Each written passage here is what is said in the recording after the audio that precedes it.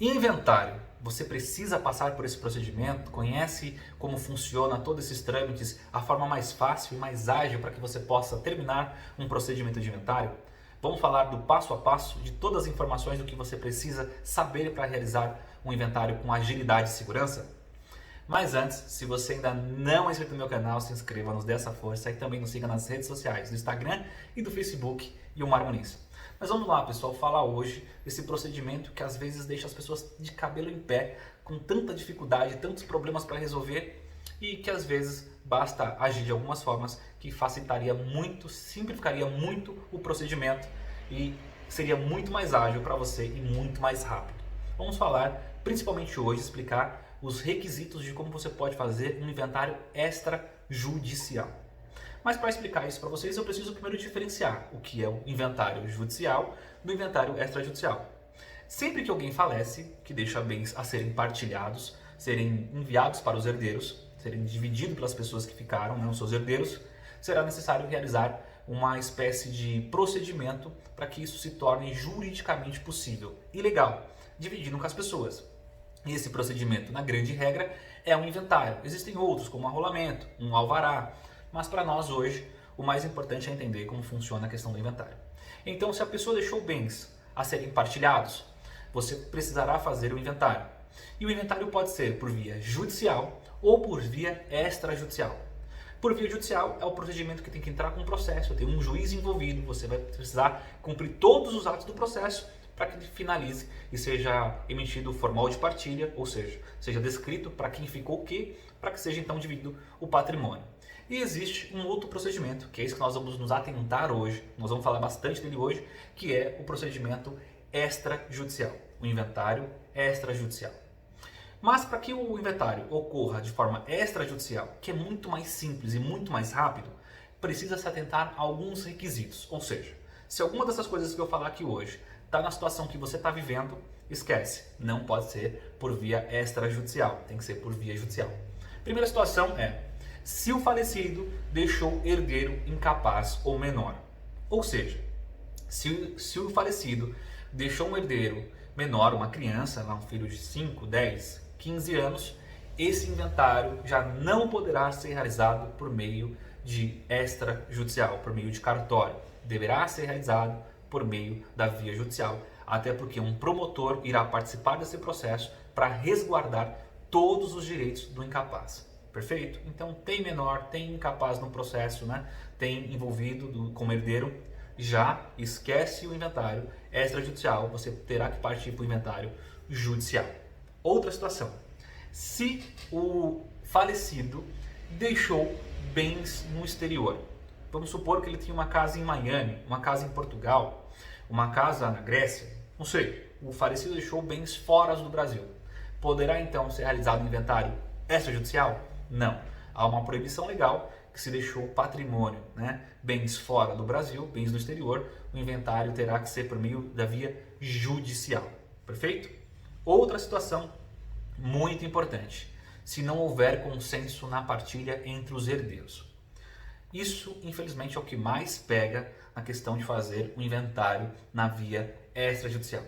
No final, quando vão partilhar, ficar o que para quem, começa a confusão e as brigas entre os herdeiros.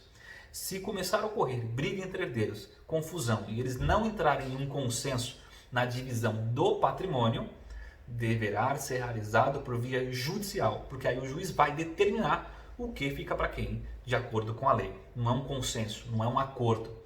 Então, na via extrajudicial, é fundamental que se tenha sempre um acordo. Tem que ser consensual, perfeito? Outra situação, se o falecido deixou testamento. Se ele deixou o testamento, em via de regra, não poderá ser realizado por meio extrajudicial. Terá que ser realizado todo o procedimento de abertura da questão do testamento, a leitura do testamento, de forma judicial. Perfeito? Existe uma normativa em São Paulo que permite, em casos específicos, que se for testamento, poderá também ser feito por via extrajudicial.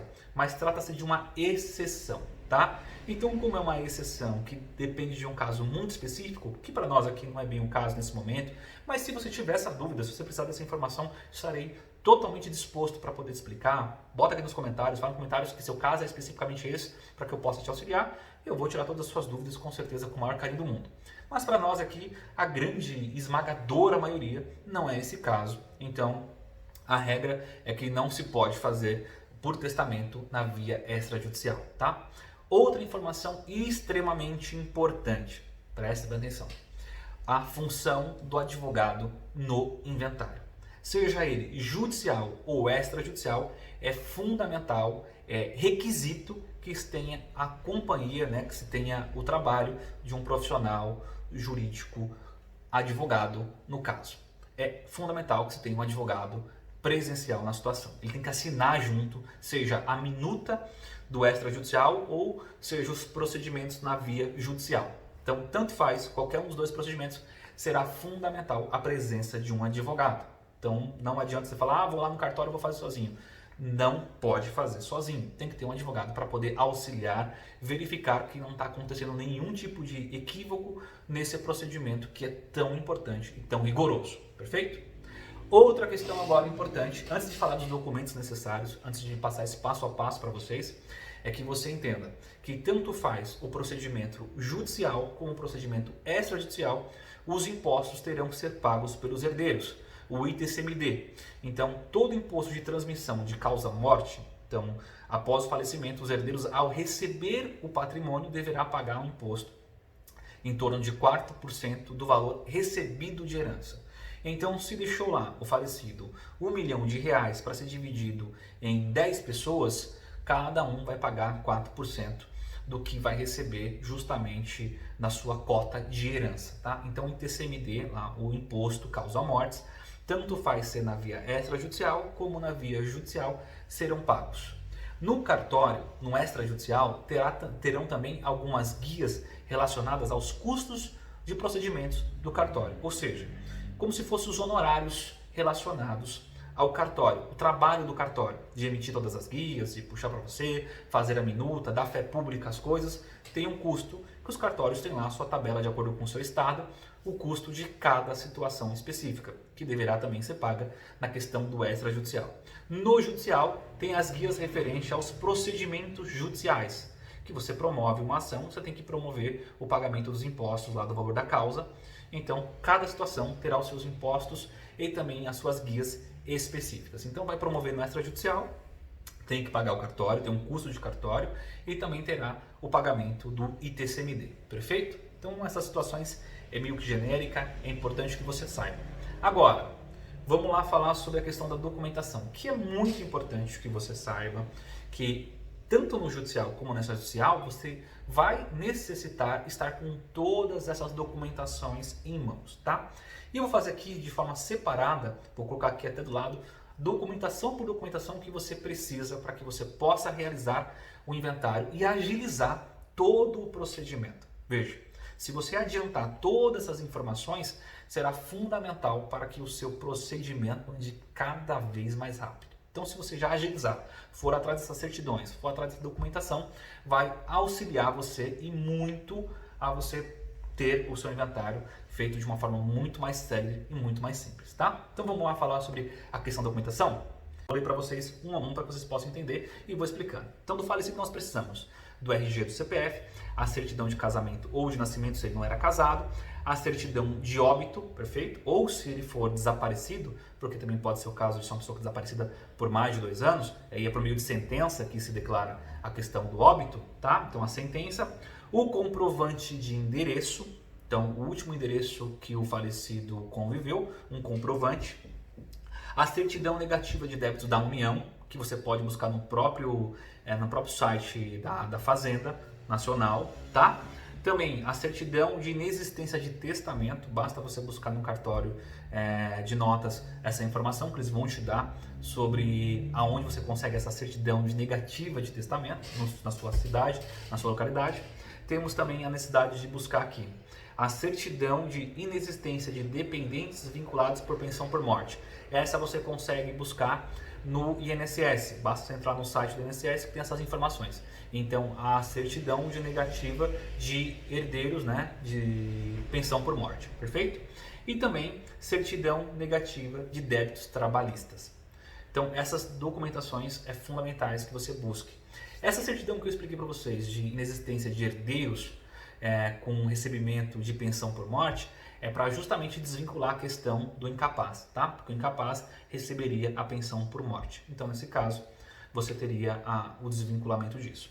Agora vamos para a documentação dos herdeiros, tá? Seja a companheiro, o companheiro e os filhos. Então você precisa do RG, CPF de todo mundo, a certidão de casamento de todos os envolvidos, né? Ou certidão de nascimento, também o comprovante de endereço de todos os envolvidos. Se for companheira e não tiver a questão da certidão de casamento, se tiver escritura pública de união estável ou se tiver sentença de união estável, tá? Eu não tenho nenhum desses casos. Aí você vai precisar primeiro promover uma união estável, uma ação de reconhecimento de união estável, mesmo pós-mortem. Depois, com essa decisão, você vai poder fazer parte do inventário, tá? Então, é um procedimento anterior. Então, se você já tem lá a certidão, a escrituração, basta você levar a certidão de casamento ou a certidão, escritura ou sentença da união estável, perfeito? E os demais herdeiros, RG, CPF e comprovante de residência, perfeito? Agora vamos para a documentação relacionada, eu fiz aqui um checklist para ficar mais fácil para mostrar para vocês. Agora a documentação relacionada ao patrimônio, tá? Então, patrimônio imóvel. O que precisa levar? Precisa levar a certidão da matrícula atualizada, então pedir uma matrícula do imóvel no cartório de registro de imóveis, pega lá uma matrícula atualizada com menos de 30 dias e também uma certidão de valor venal junto à prefeitura daquele imóvel. Em regra, todas as prefeituras fornecem isso no site. Então basta buscar lá no site que vai ter lá a certidão de valor venal do imóvel. Perfeito? Agora, se for automóvel, você vai precisar do quê? Do documento de andar, ou do comprovante de transferência, né? O documento de transferência, e também uma cópia da tabela FIP do imóvel na data do falecimento, para justamente apurar os valores que o herdeiro, que o falecido deixou para ser transmitido aos demais. Se tiver conta bancária, então informar também as contas bancárias e se precisar levantar valores, também informar quais são os valores que você tem conhecimento ou mais ou menos a estimativa dos valores que tem conhecimento naquela conta bancária. Eu não sei quanto tem, não tenho ideia quanto vai ser. Ok, então primeiro você pede uma certidão de abertura de inventário junto ao cartório, vai se nomear um inventariante, esse inventariante poderá fazer os requisitos, né? Requisitar junto ao banco essas informações, para que você possa, na hora de fazer a transmissão dos valores, pagar o imposto devidamente correto. Perfeito? Agora, vamos falar depois de tudo isso. Você pegou todas essas informações, pegou todas as certidões e documentação do falecido, dos herdeiros e do patrimônio. Agora, o que você deve fazer? Como eu disse, será necessário um advogado, então terá que ter a contratação de um advogado para te auxiliar e assinar junto com você no cartório. O advogado vai pegar toda essa documentação, vai dar entrada no cartório de notas e lá vai se iniciar uma escrituração, uma minuta de inventário. Vai descrever todos os inventariantes, né? O inventariante, todos os herdeiros e todo o patrimônio que ele deixou. E a forma que vai ficar para cada um. Essa casa para fulano ou essa casa para os três, não sei. Como cada um vai decidir, vai ficar lá a partilha devidamente descrita nessa minuta dessa escritura de inventário.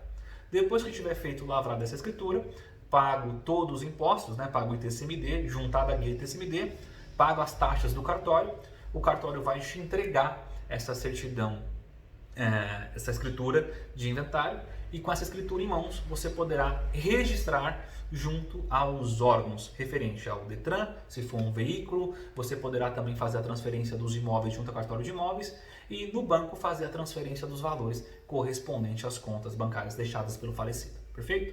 Veja, aqui foi um passo a passo minucioso de como você pode realizar um procedimento de inventário extrajudicial.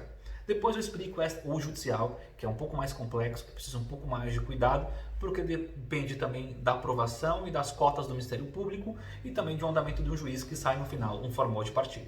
Mas aqui ficou explicado com bastante detalhes como é que funciona um inventário extrajudicial e de todas as informações que você precisa para fazer bem feito, ou no seu caso, e agilizar e ter bem mais rápido, bem mais seguro o seu inventário, tá? Pessoal, se você gostou desse vídeo, se precisa de mais alguma informação importante, fala aqui nos comentários, fala o que você precisa, que a gente vai tentar te ajudar, tentar te auxiliar e criar vídeos de acordo com a sua audiência. Até a próxima!